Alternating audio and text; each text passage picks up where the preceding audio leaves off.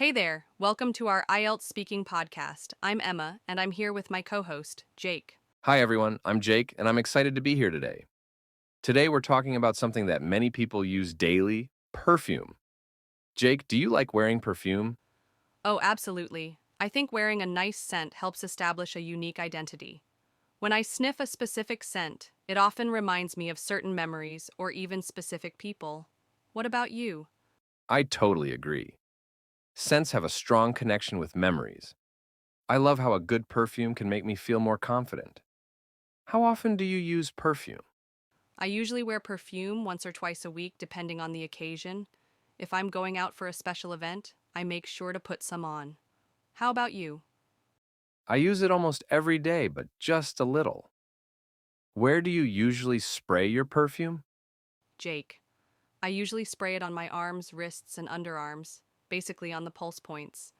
Spraying perfume on these pulse points helps the scent last longer. That's a great tip. Perfume reacts to body heat, so applying it to pulse points makes the fragrance last longer throughout the day. Have you ever bought perfume as a gift? Yes, I have. Perfume makes such a great gift. I've given perfume to friends and family, and they absolutely love it. It feels personal and thoughtful. Have you ever gifted one? Yes, a couple of times. I try to choose a scent that matches the person's personality. Perfume is such a meaningful and stylish gift. Absolutely. Well, that's it for today's episode. We hope this conversation helps you get familiar with IELTS Speaking Part 1. Questions? Try practicing with a friend or speaking out loud to improve your fluency. Thanks for listening, and see you next time. Keep practicing.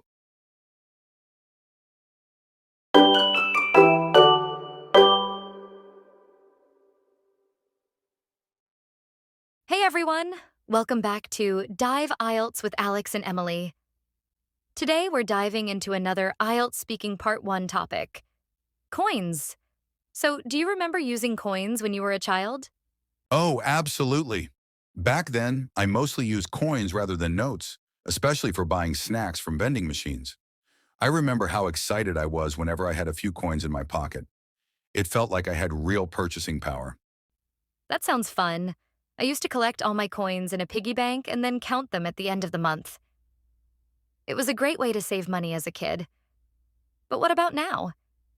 Do you use coins in your daily life? Not as much as before. I mostly use digital payments these days, but I do give my child some coins as a reward for good behavior. I think it helps teach them about finances and budgeting from a young age. What about you? That's a great idea. For me, I rarely use coins unless I need a shopping cart at the supermarket or if I'm using a vending machine. Most of the time, I prefer cashless transactions. Yeah, same here. Carrying coins around can be quite inconvenient. They're bulky, easy to lose, and they make my wallet heavy. Do you often carry coins with you? Not really. If I happen to get some as change, I just leave them in my car or drop them in a coin jar at home.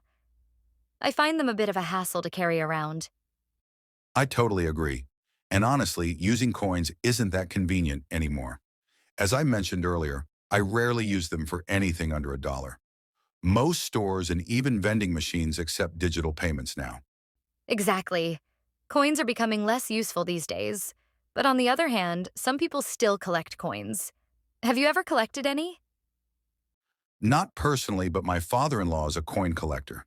He has some really old and rare coins from different countries. I think collecting coins is a great way to preserve culture and teach future generations about history. That's so interesting. I guess coin collecting is more than just a hobby. It's a way to connect with the past. Absolutely. Well, that wraps up today's discussion. If you enjoyed this episode, don't forget to like, subscribe, and stay tuned for more IELTS topics. Thanks for listening, and we'll see you next time on Dive IELTS with Alex and Emily.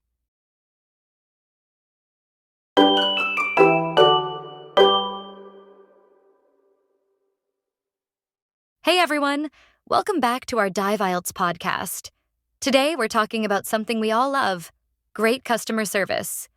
Have you ever walked into a store expecting just an average experience, but then walked out feeling truly impressed?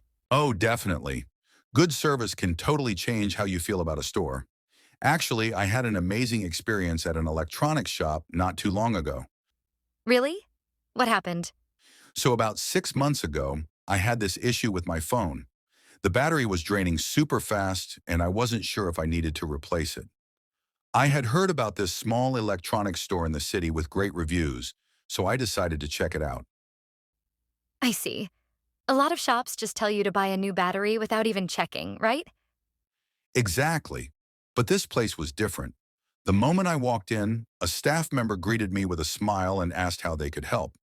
They took the time to inspect my phone and run a few tests instead of rushing to sell me something. That's already a good sign. So, what did they find? Well, instead of telling me to buy a new battery, they explained that some background apps were draining my battery too quickly. They adjusted my settings and even gave me some useful tips on how to make my battery last longer. That's amazing. And they didn't charge you for it? Nope, not a single penny. That's what really impressed me. They weren't just trying to make a profit, they actually wanted to help their customers. That's rare these days. So, how did you feel about the whole experience? Honestly, I felt so grateful and impressed. It's not often that you find a store that truly cares about customer satisfaction. That's why I've been recommending it to all my friends. If I ever have another phone issue, I'll definitely go back. That's what good service does. It creates loyal customers. It's not just about selling products, but building trust. Absolutely. And I think that's a big lesson for any business. If you treat your customers well, they'll keep coming back. Well, that wraps up today's discussion. If you enjoyed this episode, don't forget to like, subscribe, and stay tuned for more IELTS topics. One memorable experience of receiving excellent service happened at a small electronics store in my city. The shop is located in a busy shopping district, and it specializes in mobile phones, accessories, and gadget repairs. I went to the shop about 6 months ago because I was having trouble with my phone. The battery was draining quickly, and I wasn't sure whether I needed to replace it or if there was another issue. I had heard good reviews about the store, so I decided to check it out. As soon as I entered, one of the staff members greeted me with a smile and asked how they could help. After explaining my problem, they carefully inspected my phone and ran a few tests. What really impressed me was how patient and professional they were. Instead of immediately suggesting an expensive repair, they explained that the issue might be due to some background apps consuming too much power. They not only fixed the problem by adjusting some settings, but also gave me useful tips on how to extend my battery life. I was extremely satisfied with the service because the staff was knowledgeable, honest, and didn't try to sell me something I didn't need. Many stores prioritize making a profit, but this shop genuinely cared about helping customers. I left feeling happy and grateful, and I've recommended the store to many of my friends since then. Overall, this experience showed me how good customer service can make a huge difference. It's not just about selling products, but also about building trust with customers. Because of this, I will definitely go back to that store if I ever need help with my phone again.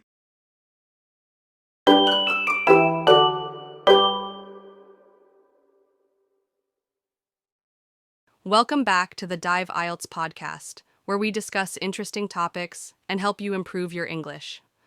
Today, we're talking about something we all do every day, eating. But here's the question: should families strive to have meals together? That's a great question. I personally think families should eat together as much as possible. There are a few key reasons for this. I totally agree. First of all, mealtime is a great opportunity for family members to catch up with each other. In today's busy world, we don't always have time to sit and talk, but sharing a meal gives everyone a chance to reconnect. Exactly. And another reason is that eating together is convenient. It saves both time and money. If everyone eats separately, they might spend more money on food outside. But when a family eats together at home, it's usually more affordable and healthier too. That makes sense.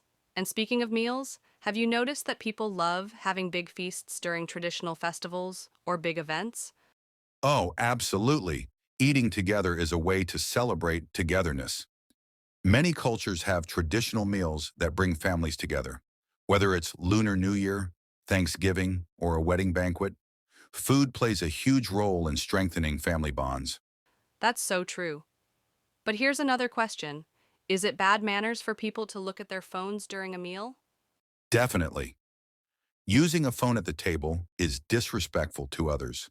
It sends the message, I don't want to talk to you. Instead of engaging in conversation, the person is focused on their screen. Right. And mealtime is about connecting with people, not devices. It's much better to put the phone away and enjoy the moment with family or friends. Absolutely. So to summarize, families should eat together because it helps them stay connected, save time and money, and strengthen relationships. And of course, keeping phones away during meals is an important way to show respect. Well said. That's all for today's episode. If you found this helpful, don't forget to like, share, and subscribe for more IELTS friendly discussions. Thanks for listening and see you next time.